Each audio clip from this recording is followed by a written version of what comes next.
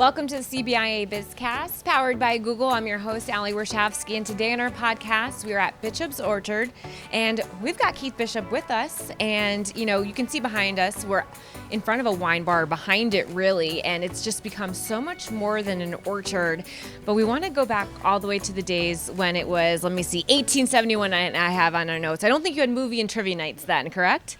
Nope, it was a much simpler style of life here in Guilford back in 1871.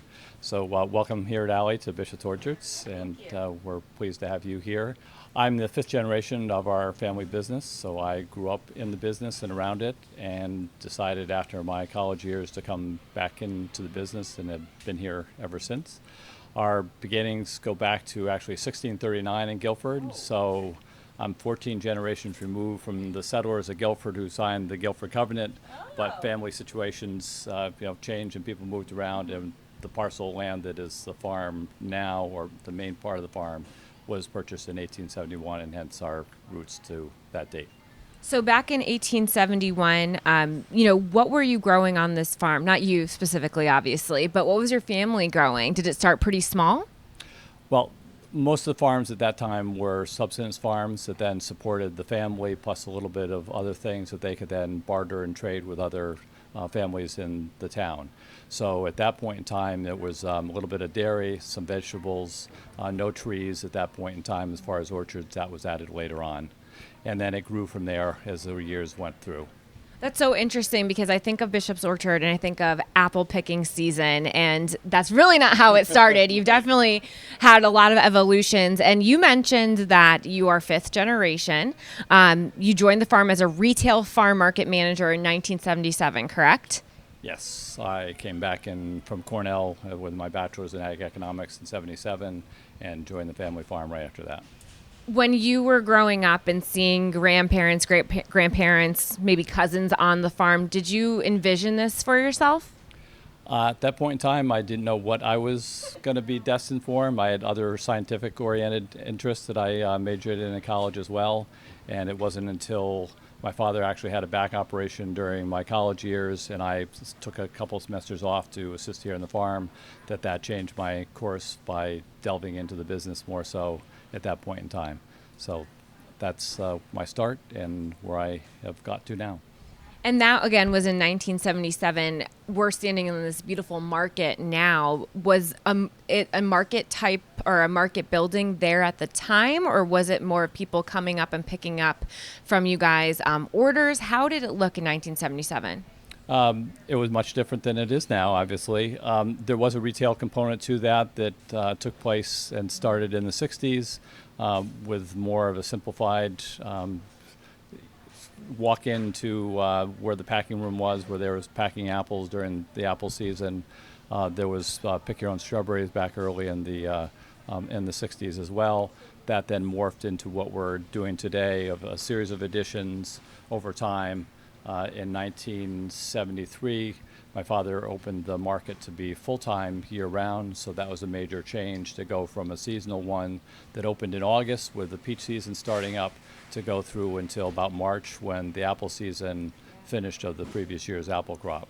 So truck market gardening was another piece of it, which we drew lettuce, beans, cabbage, tomatoes that went to the New Haven regional market and were purchased by supermarket buyers there in the wee hours of the morning and then transported to the regional distribution hubs around, and many other farmers did that same thing.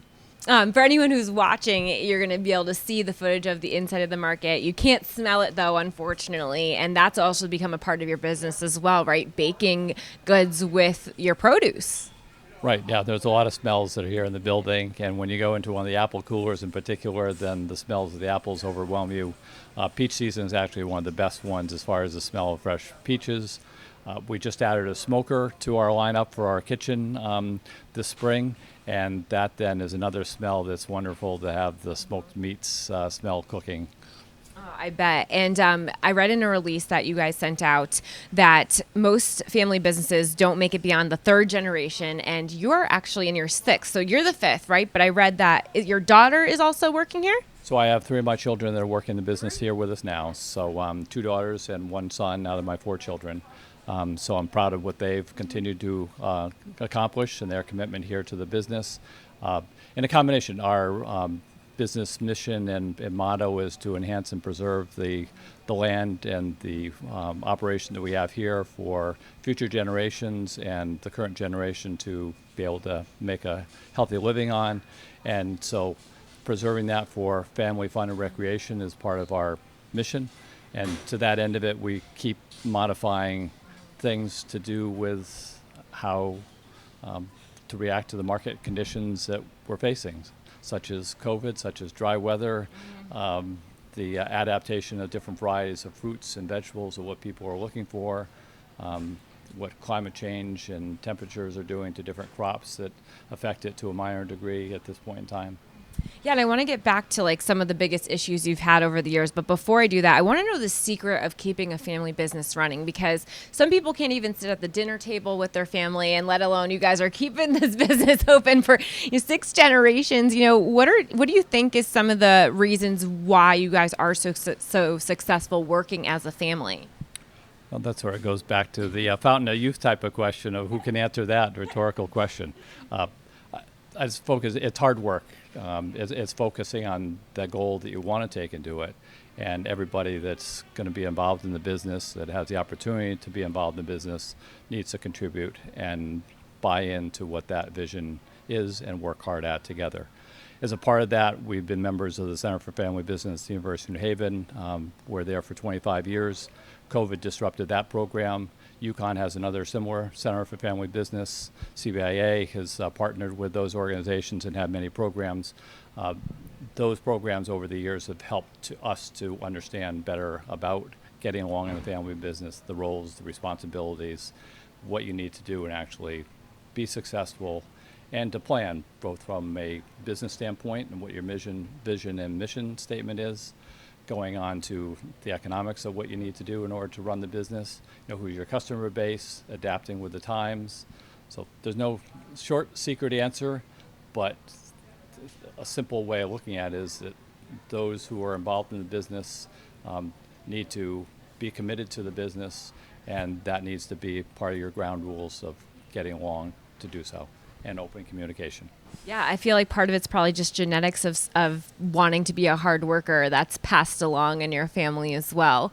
You mentioned that we live in New England. Not only do we have snow, we have heat. We've got things that can affect your plants like parasites, etc. I mean, there's just so many things that could go wrong.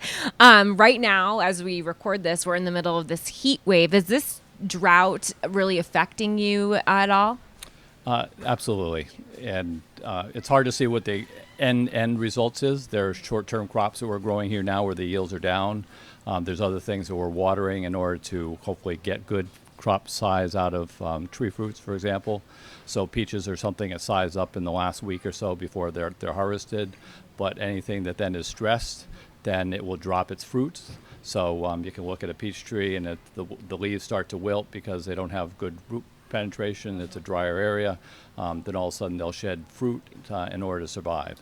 So things like that are happening. We had on Friday, was the last time I was making my rounds around the farm, there were 7 irrigation pumps that were pulling water out of the combination of our ponds and wells that we have here in order to irrigate.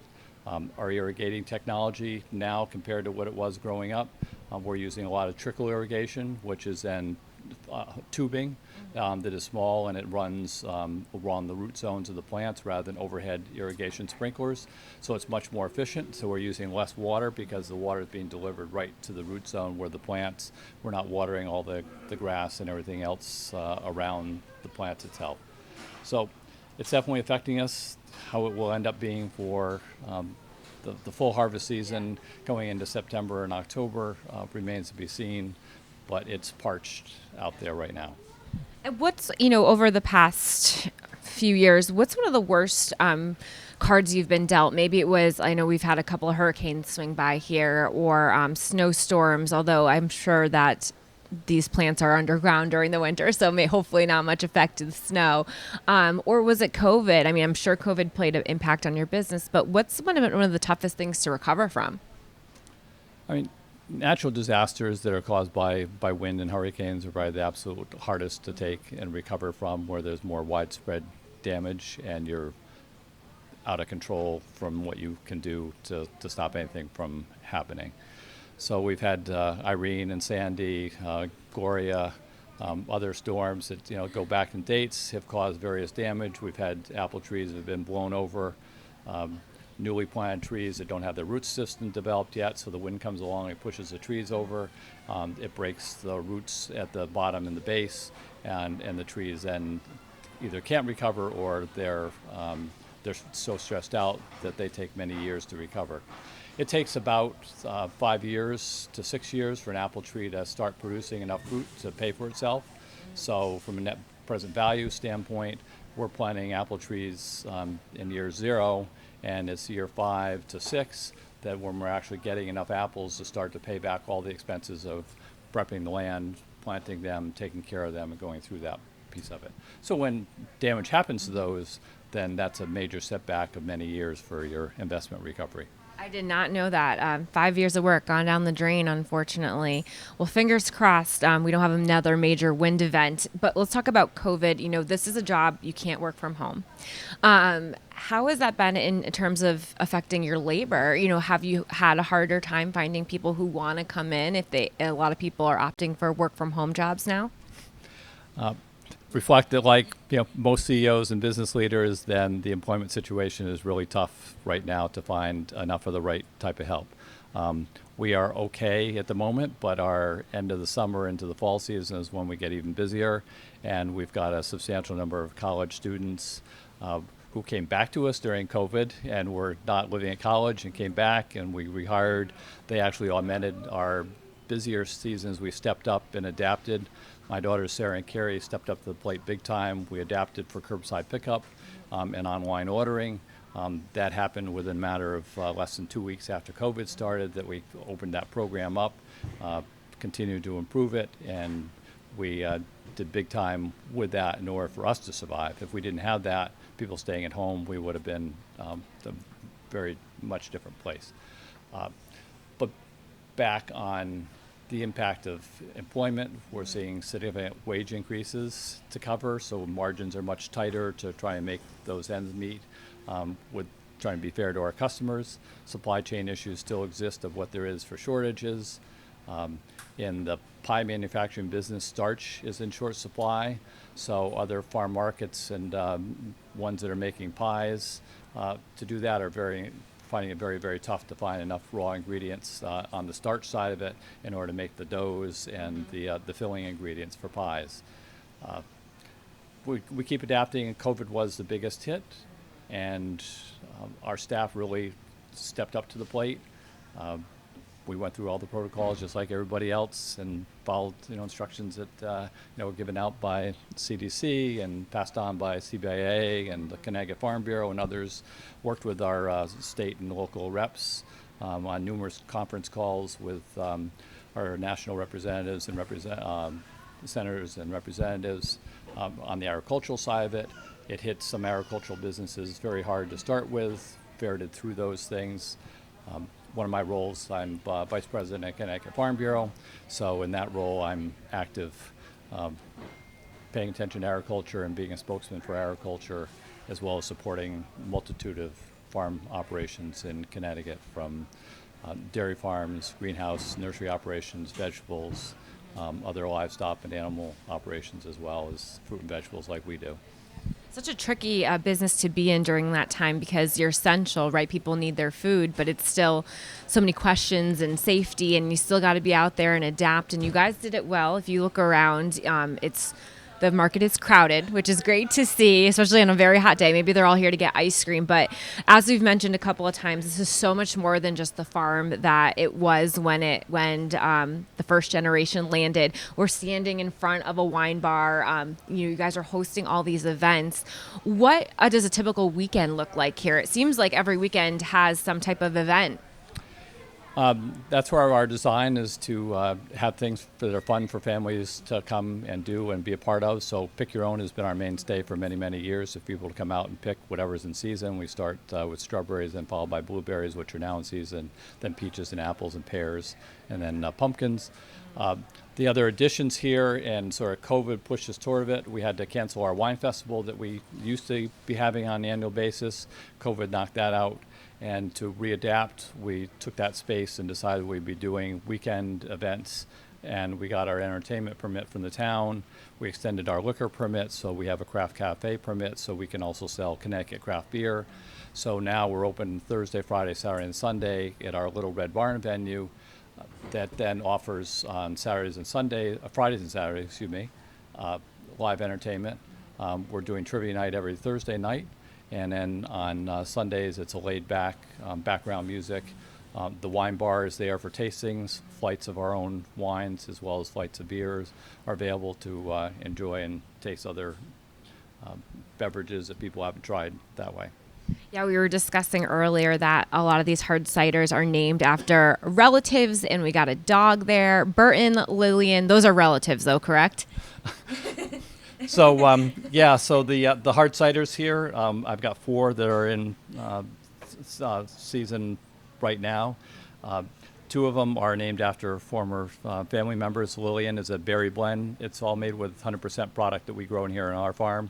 So that's strawberry, blueberry, and peach added with the apple. And then Crosby is a blackcurrant apple blend, and Crosby is my son's dog. And family member, yeah. Yep, right.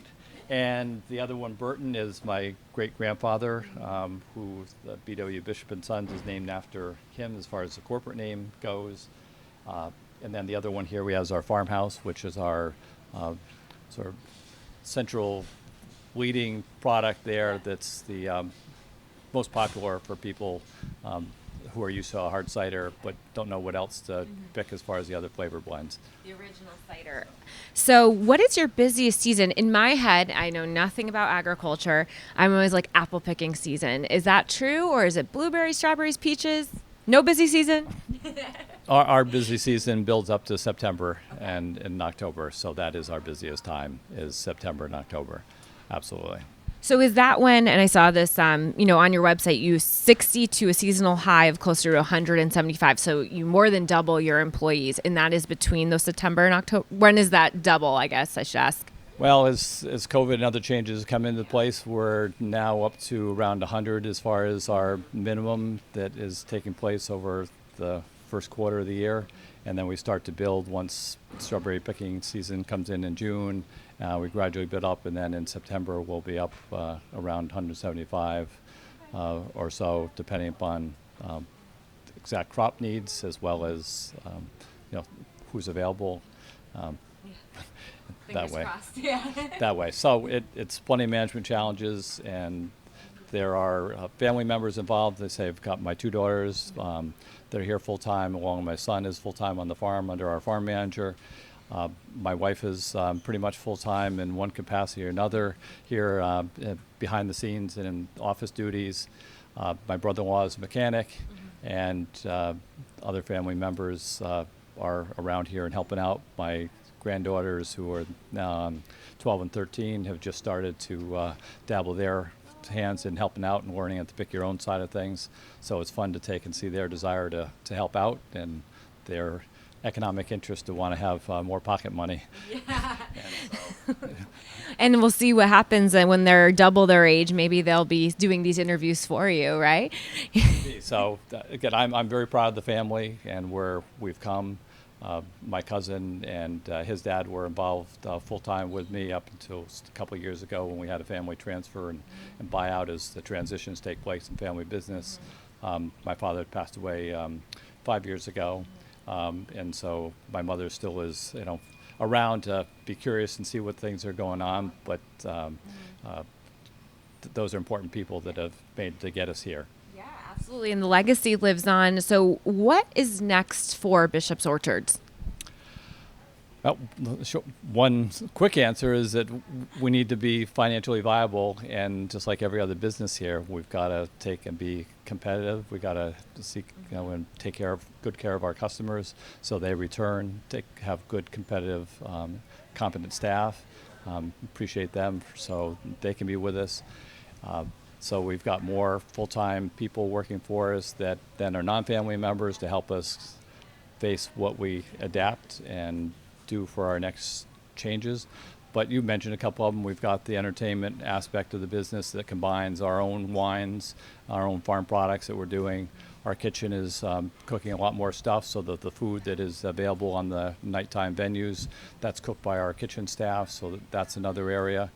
And as we grow, we're probably going to have to adapt our space to add on in a way that then supports the growth of what the kitchen is needed, the agricultural side of it, of how much space is needed for storage, processing of the fruits, and what is reasonable to be doing in this economic environment, especially farming in Connecticut is much more challenging and has much more cost than farming in other areas of New England or New York, and especially out in the Midwest, other areas of the country.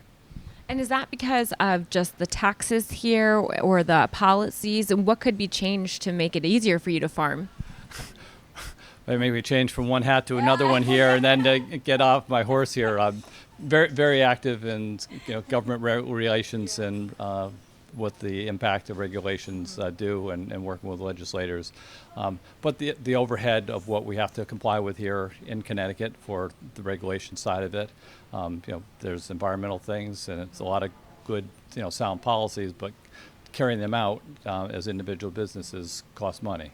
So it's complying, it's following those things, it's adapting to the new stuff. What number of people are required to make sure you're on target with that. As your workforce grows, you've got more HR issues to be facing. So those things are not unique in the United States, but on the other hand, for agriculture, those are more significant costs in this area of the country than they are in other more rural states that are growing our food supply. Transportation costs are up. The hut tax that has been implemented, that we're actively worked with CBIA to try and have them understand that agriculture is going to be hit extremely hard by that, and where that should not affect agriculture in the way that it is anticipated. The increases in diesel tax recently, the 9-cent increase there.